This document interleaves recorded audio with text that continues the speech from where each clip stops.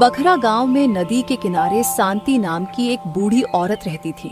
कुछ साल पहले तक वो लोगों के घर जाकर झाड़ू बर्तन करके पैसे कमाती थी, लेकिन अब उम्र के बोझ से लाचार होकर उसे काम छोड़ना पड़ा। उसकी 2 बेटियां थीं, ममता और सोना। दोनों बेटियों का विवाह एक ही गांव में हुआ था, जो नदी के किनारे बसता था। ममता एक बहुत ही अच्छी और समझदार लड़की थी, जबकि सोना बहुत ही खरुश और निर्दय किस्म की लड़की थी। हमेशा अक्कड़ से भड़ी रहती थी। ममता जितना शरीफ और भोली थी, सोना उतना ही कंजूस, लालची और अपने सुंदरता पर घमंड करने वाली लड़की थी। सोना ममता की छोटी बहन थी, लेकिन वह हमेशा ममता के साथ दुर्व्यवहार किया करती थी। उसका दैनिक जीवन पे मजाक उड़ाया करती थी। सोना का विवाह एक अमीर व्यापारी से हुआ था। ममता के पति बहुत बीमार रहते थे और इसका बेटा भी बहुत छोटा था, इसलिए ममता अपने जीवन यापन के लिए दूसरों के घर जाकर झाड़ू बर्तन किया करती थी और उसी पैसों से अपने पति की दवाइयां और अपने बेटे को एक वक्त का खाना दे पाती थी। एक दिन की बात है, सोना के घर उसके पति के कुछ दोस्त आने वाले थे, इसलिए सोना के पास कामों का पहाड़ था। आज तो बहुत काम है, मैं अकेले कैसे करूंगी ये सब। अजी सुनते हो, मैं इतना सारा खाना अकेले कैसे बनाऊंगी? कोई काम वाली को रख लेते तो अच्छा रहता। इतना जल्दी कोई नहीं आएगा, तुम आराम आराम से सब काम कर लो। सोना अंदर ही अंदर गुस्सा हो रही थी। अब मैं क्या करूं? अरे हाँ, मेरे दिमाग में ये पहले क्यों नहीं आया। मेरी बड़ी बहन, वो किस दिन काम आएगी? वैसे भी वो कोई नौकरानी से कम है क्या? इसके बाद सोना ममता के घर के तरफ चल देती है। अरे वो दीदी कहाँ हो?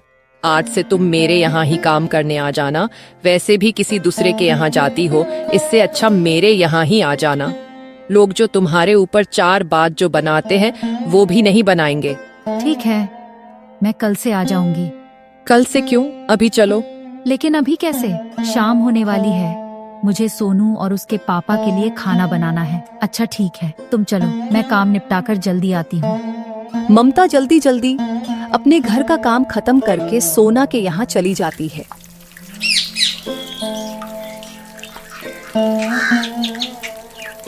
इतना देर लगा दी आने में, चलो अब जल्दी जल्दी काम पर लग जाओ। पहले आंगन और बैठक अच्छे से झाड़ पोंछ दो, घर चमकना चाहिए। उसके बाद रसोई में जाकर सारे बर्तन मांज देना। और हाँ, काम ठीक से होना चाहिए, एक भी काम छूटना नहीं चाहिए। ममता तुरंत काम पर लग जाती है। सबसे पहले ममता घर का आंगन में बैठक और सारे कमरों में झाड़ू पोंछा करती है। वह एक एक कोना साफ करती है, फिर बर्तन मांजने बैठ जाती है। उधर सोना आराम से बैठकर चाय पीती है और अपनी बड़ी बहन के साथ नौकरों जैसा व्यवहार करती है।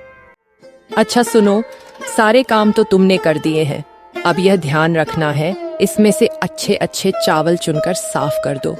टूटा फूटा चावल और कचरा अलग कर देना। मेरे घर में सिर्फ बढ़िया चावल पकते हैं, समझी? और फिर जल्दी से रसोई में जाकर रात का खाना बना देना। आज मेरे घर पर कुछ मेहमान आ रहे हैं, खाने में कोई कमी नहीं होनी चाहिए।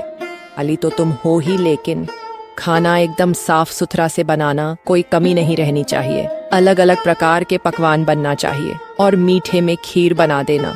ममता चुपचाप बैठकर चावल साफ करती है, फिर रसोई में जाकर खाना बनाने लगती है। वो अपने मन में सोच ही रही होती है कि सोना ने कहा था कि वो पैसे तो देगी ही, पर रोज के काम के बदले अगर खाना बच जाएगा तो वो भी मुझे मिल जाएगा। ममता सोच रही थी, इन चावलों में से उसे भी थोड़ा मिलेगा। जैसा तुमने कहा था, मैंने अच्छे चावल और टूटे हुए कंकड़ वाले चावल दोनों अलग अलग कर दिए हैं, तुम देख लो। सारे काम निपटाने के बाद ममता घर जाने लगती है।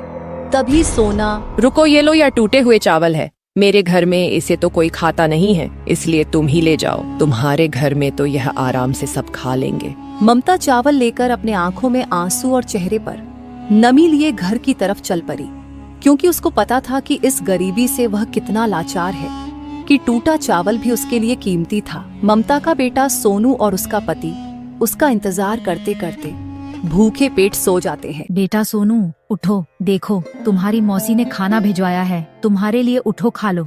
क्या माँ इतना लेट कर दिए आने में? सोहन उठकर खाना खा लेता है और सब लोग सो जाते हैं।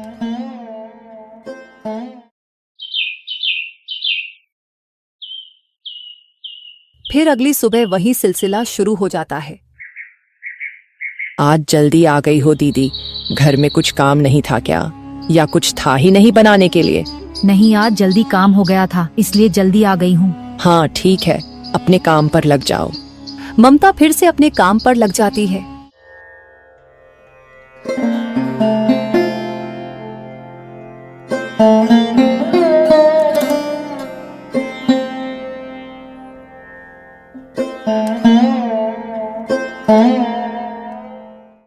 दीदी आज मैं अपने सहेलियों के साथ बाहर घूमने जा रही हूँ, तुम घर का सारा काम कर लेना। सुनील आएंगे तो उनको खाना खिला देना समय से, मुझे आने में देर हो जाएगी। और हाँ, घर का कोई सामान इधर उधर नहीं होना चाहिए, गरीब लोगों का क्या भरोसा, कहीं कुछ चोरी कर ले। नहीं बहन, तुम बेफिक्र होकर जाओ, तुम्हारे घर से कुछ चोरी नहीं होगा। हाँ ठीक है ठीक है। सोना सज धज के अपने सहेलियों के साथ घूमने के लिए निकल पड़ती है। सोना के जाते ही उसका पति सुनील घर आता है। सोना कहाँ हो? बहुत जोरों की भूख लगी है, खाना लेकर आओ। यह कहकर सुनील अपने रूम में चला जाता है। ममता सुनील के लिए खाना लेकर आती है। छोटी घर पर नहीं है, वो अपने सहेलियों के साथ घूमने गई है। अच्छा तो तुम हो, इधर लेकर आओ खाना। ममता सुनील के पास खाना लेकर जाती है। सुनील ममता को गलत तरीकों से छूने लगता है। तुम्हारा पति तो कभी तुम्हें खुश नहीं रख पाया, तुम्हें दूसरों के यहाँ जाकर काम करना पड़ता है। चलो आज से तुम मेरा सेवा करना, मैं तुम्हें खुश रखूंगा और दूसरों के यहाँ काम करना नहीं पड़ेगा। नहीं, आप गलत समझ रहे हैं। छोटी बोलकर गई थी कि आप आएंगे तो आपको खाना खिला दूं। ये सब छोड़ो, तुम मेरे पास आओ। सुनील ममता के साथ जबरदस्ती करने लगता है। उतना में ही सोना आ जाती है और दरवाजे पर खड़ा होकर सब देख रही थी। सुनील सोना को आते हुए पहले ही देख लेता है। ममता दीदी, तुम ये की कर रही हो? मैं वैसा आदमी नहीं हूँ, कम से कम अपने बहन के बारे में तो सोचो। ये सब क्या हो रहा है?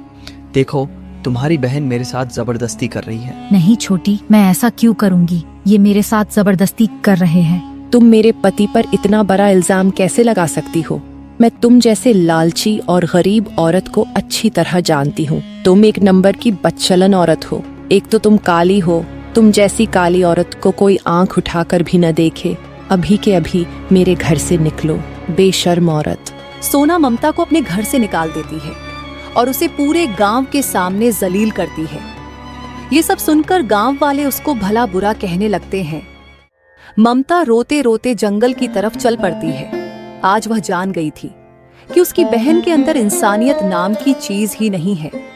रोते रोते ठोकरें खाती ममता जब जंगल के रास्ते से गुजर रही थी, तभी उसकी नजर उस पुराने मंदिर पर पड़ी। गांव वालों का कहना था कि जिसने भी उस मंदिर में माँ देवी से सच्चे मन से कुछ मांगा, उसे कभी खाली हाथ नहीं लौटना पड़ा। उस मंदिर की रक्षा खुद माँ काली करती है और कभी भी किसी को निराश नहीं करती है। हे माँ काली, आज मैं आपके चरणों में आई हूँ। आप भी एक औरत हो माँ, अब मेरे अंदर बर्दाश्त करने की क्षमता नहीं है। हे माँ, आप तो सब जानती है, आज मैं आपके चरणों में आखिरी बार आई हूँ। अब मुझसे यह गरीबी, यह बेबसी नहीं सही जाती। हर रोज अपमान झेलते झेलते मेरा दिल पत्थर हो गया है। अगर आपको सच में दया आती है तो मुझे यहीं मृत्यु दे दीजिए, ताकि मेरा जीवन यहीं खत्म हो जाए। मेरा बच्चा अब और मेरी आंखों के आंसू ना देखे। आज भी वो मासूम मेरा इंतजार कर रहा होगा। क्या जवाब दूंगी अपने पति और बच्चे को? ममता का हर शब्द माँ देवी के कानों तक पहुँचा।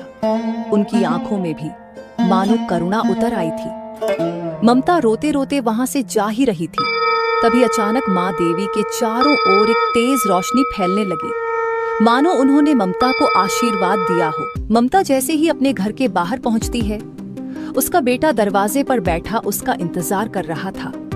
उसकी आंखों में चमक और चेहरे पर मासूम उम्मीद थी। माँ तुम आ गई, देखो ना मैं कब से तुम्हारा इंतजार कर रहा था। माँ तुम्हारे माथे पर ये कैसा चोट है? तुम ठीक तो हो ना? ममता कैसे कैसे करके अपने आंसू को सोनू से छुपाती है। बेटा, मैं तुम्हारे लिए प्रसाद लेने गई थी। ममता कांपते हाथों से अपने पल्लू से प्रसाद निकालकर सोनू को खिला देती है। ममता सोनू को प्रसाद खिलाकर रसोई में जैसे ही जाती है, वहां का दृश्य देखकर उसका आंख फटा का फटा ही रह जाता है। ममता समझ ही नहीं पा रही थी कि ये सब कैसे हुआ। उसका पूरा रसोई अनाज और सोने चांदी से भरा हुआ था। इतना ही नहीं, उसका पति जो इतना दिन से बीमार पड़ा था, उसमें एक नई ऊर्जा आ गई और वह चलने फिरने लगा। अरे, आप ठीक हो गए, ये कैसा चमत्कार है। हाँ ममता, मैं बिल्कुल ठीक हो गया। देखो, मैं पहले की तरह चल फिर सकता हूँ। ये इतना सारा सोना चांदी कहाँ से आया? सब माँ काली की कृपा है, उन्होंने मेरी पुकार सुन ली।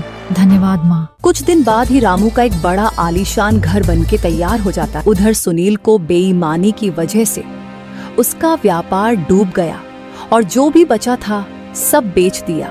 गरीबी में दोनों अपना जीवन व्यतीत करने लगे। इधर ममता अपने परिवार के साथ खुशी खुशी रहने लगी।